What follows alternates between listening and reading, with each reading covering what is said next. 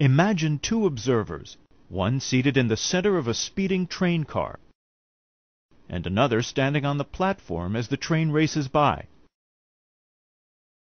As the center of the car passes the observer on the platform, he sees two bolts of lightning strike the car, one on the front and one on the rear. The flashes of light from each strike reach him at the same time, so he concludes that the bolts were simultaneous, since he knows that the light from both strikes traveled the same distance to his eyes at the same speed, the speed of light.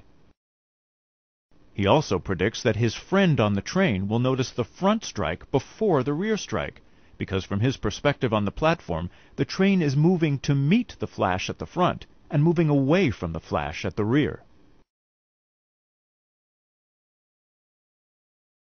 But what does the passenger see?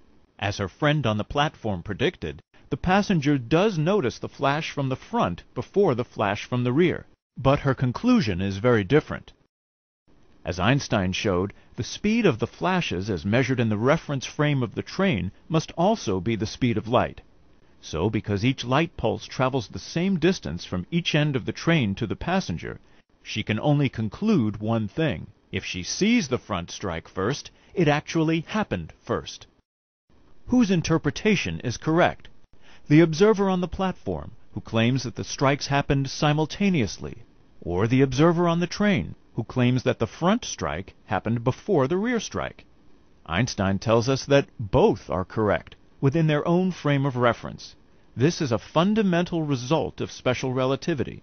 From different reference frames, there can never be agreement on the simultaneity of events.